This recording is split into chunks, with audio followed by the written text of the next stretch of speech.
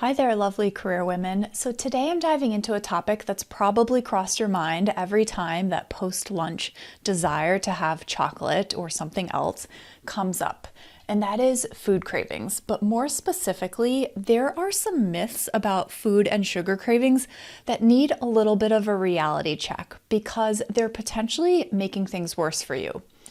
Awareness that these are just myths and not truths will leave you feeling so much better about your cravings and leaving you feeling like you can start getting control. So by the end of this episode, you'll be looking at cravings in a whole new light and feel so much more empowered. I'll be unveiling 5 myths about food cravings with you today that I think are extremely common and also potentially the most harmful. Before I dive completely in, I just want to let you know about the Crushing Bad Eating Habits free course and workbook. In it, I walk you through 3 specific eating habit challenges that are common amongst career women, plus the simple solutions. The accompanying workbook that you can print out helps you apply what you learned in the course so you can confidently start making small changes to break free from those specific eating habits challenges. And the course is broken up into very short episodes or classes that will make it just so much easier and more digestible for you. As an eating habit and weight loss coach for career women, I am all about making small, doable changes that fit in with your life to make it as easy and enjoyable as possible. And also, our brains actually need things that are small and doable. Our brains do not like drastic changes. So get your free course and workbook with the link in the description. All right, so let's dive into those 5 myths about food cravings. Myth number 1 is that you need to fight your cravings. This is simply not true. Fighting your cravings actually makes them worse. So when you fight your cravings, you are causing that feeling of the craving to persist.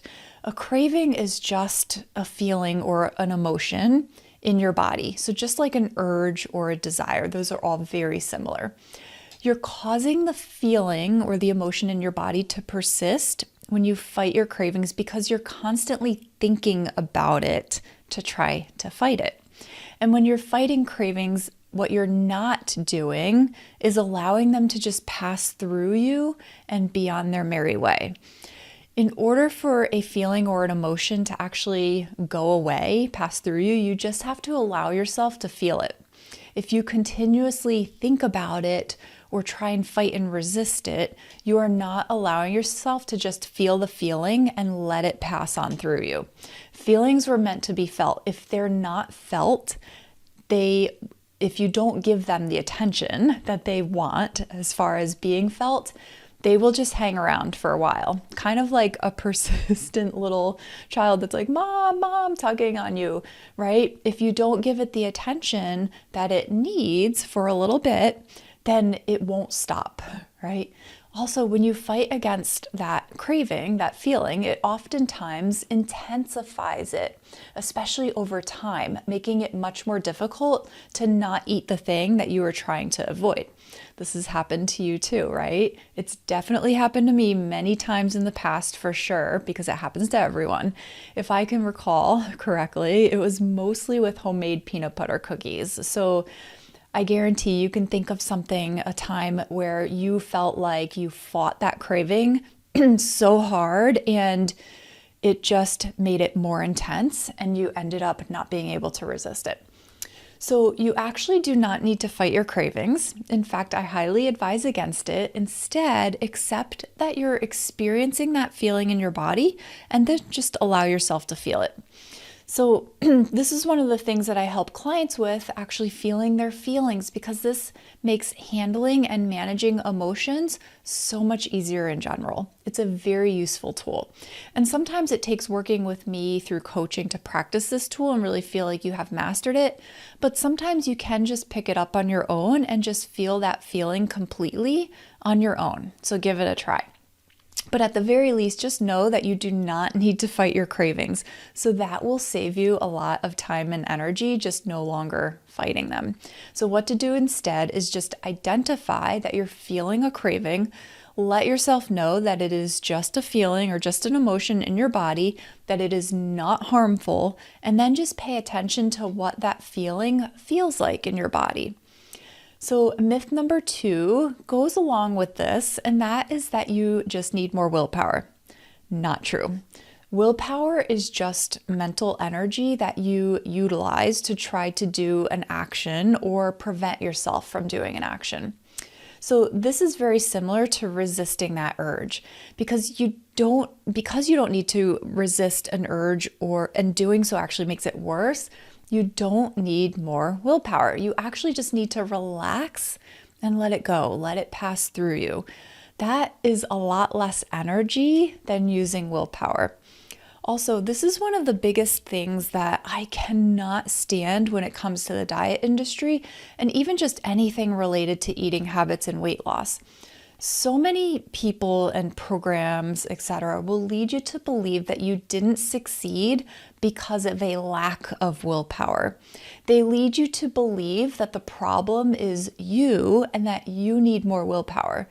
This is completely false. The problem is that the expectations for people to completely change what they're eating in a short period of time or completely change what they're doing as far as physical activity in a short period of time is absolutely outrageous. So to expect someone who's already in the habit of eating certain foods and amounts to suddenly do a 180 and follow a diet plan or a food plan or completely cut calories that's so different than what they're currently eating is setting that person up to fail.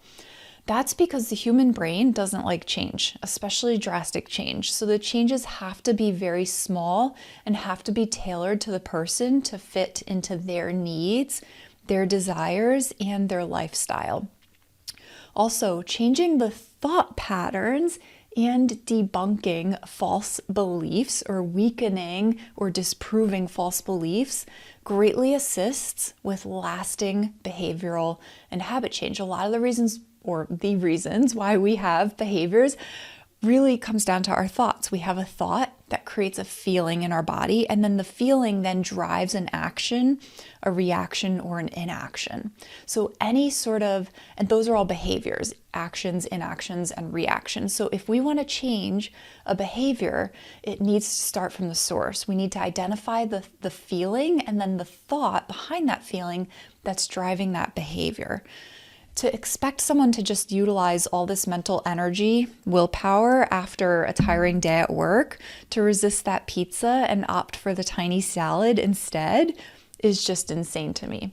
So this really gets me going because they're really not setting you up for success. You put in all this effort to try to make these changes, but these changes are so drastic that your chances of success, especially long-term success, are slim. And then because of that, you end up feeling like a failure. You feel like there's something wrong with you. You might even not ever try again. And that is so sad, especially if improving your relationship with food, your body, and yourself will change your experience of life. So you don't need more willpower. What you need is compassion, changes that are actually doable, and the proper guidance to learn skills that will stick with you for life. That's my coaching philosophy, at least. Anyway, that was a bit of a tangent. Moving on to myth number 3, which is very much related, actually, to the tangent I just went on, and that's that there's something wrong with you if you get cravings. So cravings are just an emotion, like I mentioned before, and we as humans are supposed to experience emotions. Emotions help us to either do or not do something. So it's just a sensation in your body, a feeling in your body that either springs you into action or holds you back. Now, you might think that the feeling of a craving does not have a positive action associated with it, but desire is an emotion that's very similar, and urge is also an emotion that is very similar, and these emotions can definitely result in very positive actions. So every emotion has a purpose, and we can look for the positive in that purpose, even with the emotion of a craving. So maybe you find that you're having a craving for sugar every day after you get home from an exhausting day at work. So perhaps that craving is letting you know that you need to do something to decompress from that exhausting day at work. Now, eating is not necessarily the thing, right? But if the craving for the sugar might be your body's way of letting you know that you do need something. It just doesn't really know how to tell you. Your body doesn't really necessarily know how to tell you exactly what you need. So maybe you need 5 minutes to just sit in silence. Maybe you need to go for a walk. Maybe you need to cuddle with your pet. Maybe you need a hug from a family member. Maybe you just haven't hydrated all day and your body just needs some fluids. The takeaway with this is just to know that there's nothing wrong with you if you get cravings. A craving could be a very good indicator that there's something else that you're craving in your life or in that moment, and your body just doesn't really know how to tell you, so it's coming across as a craving for food or sugar. All right, so myth number 4 is that you need to get rid of your cravings. When you have this belief, this is when it leads to fighting your cravings and thinking that they're bad or harmful. It's one thing to want to not experience cravings and to feel very much that you can manage cravings. It's another thought to feel that you need to get rid of your cravings, right? So when you keep in mind what I just said about cravings being an emotion and that they just may be presenting themselves to let you know that there's something else you need, you can actually think of a craving as not a bad thing. So it might be helping you to find out what it is you need. When you think it's bad and that it needs to go away, that's when you start to fight or resist the craving. And that's when it can start to intensify or at least stay around for long enough that you have a greater chance of reacting to it and eating the food that you're hoping not to eat, right? So instead of thinking that the craving is something bad and needs to go away, you can just tell yourself that it is a normal human emotion and all emotions are helpful in some way. Actually, I take that back. There are some emotions that are not really that helpful. Maybe they could be if you stretched it a little bit, but a feeling of overwhelm, the emotion overwhelm is usually not very helpful. But you may be able to be creative and find some way somehow that certain emotions like overwhelm could be helpful. So it could be an indicator of something, right? Your body is just trying to tell you something. So the craving can stay in your body for a little bit and then it can be on its merry way when you allow yourself to just accept it, be okay with it, and then just feel it. So remember, you can always feel that craving in your body for a little bit and allow it to pass on through you. It's usually not going to hang around for very long if you just allow it. So if you kind of think of it as a friendly little visitor, it won't seem so terrible. And when it doesn't seem so terrible, it starts to become less of a big deal. You start to notice over time that your frequency of cravings and your intensity of cravings decreases.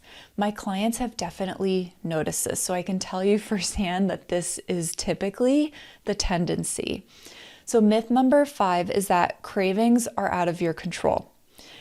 As a craving is just a feeling or an emotion in your body, you can absolutely have control of it, and that's with your thoughts. So as you just learned, your thought will create a thought you have will create a feeling in your body, and then the feeling will generate an action or a reaction or inaction. And if you tell yourself that you don't need to get rid of your cravings, that they are harmless, it takes some pressure off and gives you this little bit of relief to allow yourself to just feel the craving and let it pass on through. Now, this is a skill. This does take some practice, just like any other skill. But think about it this way. If you have been reacting to cravings a certain way for many years, of course, it's not just going to go away or change overnight, and that's completely okay. You can, however, be pretty surprised and impressed about how quickly it can change. So one of my clients had this intense craving for chocolate chips after work, either like right after work or a little bit later in the evening. If she didn't have chocolate chips in her house, she would go out to the store, even if it was 9 at night, and get them. Within 1 month of working together, she was no longer getting any cravings and was no longer eating chocolate after work or in the evening. She wanted to just completely discontinue this habit that she was in. So I taught her what to do. We implemented a plan. She practiced the skill over the course of a few weeks, and she strongly feels that that habit has been broken. It's been months now, and she's not going back to it. And this is something she felt like she had no control over for a very long time before we started working together. And she's just like you and me. She's not a unicorn. She will tell you that she thought that the craving had complete control over her and that she was going to always have a hard time with this. So that just goes to show that cravings don't control you, and you can manage your cravings and break that habit if you want to. Okay, so I hope that was enlightening for you. I hope you feel so much more empowered and feel better about your cravings. There's nothing wrong with you. You don't need to fight them or resist them. You don't need more willpower. Cravings aren't bad, and you can 100% get control of your cravings. If this is something that you feel you need help with, let's talk. You can set up a time to talk with me by going to my website, katemjohnston.com. There's a link below, and booking a free 60-minute consultation. So there's a link below in the description. And this is not like a 15-minute call where I try to sell you on my coaching program. This is a full hour focused on you, where much of it is spent with me asking you questions to learn about you, your challenges, find out some of the underlying causes and your goals. And then when I have a good idea of what would help you, I share with you how I would get you from where you are now and what you're struggling with now to where you want to be. But here's the catch, in a way that aligns with your lifestyle and your values. So not a cookie cutter kind of a thing. And that's why I ask a lot of questions and spend a lot of time learning about you, because I want to find out exactly what would help you specifically. And then if you want to learn more about specifics of working together, I give you space to ask about that. Or if you do not want to learn more about specifics of working together, then you walk away with clarity and belief that your goals really are possible. And that's an amazing thing. You also walk away knowing what would actually solve your challenges and bring you to your goals effectively. All right, so hit subscribe so you get all the newest videos as they come out each week. Check out that episode description for the free course I mentioned in the beginning. Or if you want more personalized help, then book your free consultation with me. Thanks for watching, and I will see you in the next one. Become the person who loves her eating habits and her body so you can enjoy more of your life. I'll help. Start now by just setting up a time to talk with me by visiting katemjohnston.com/consult.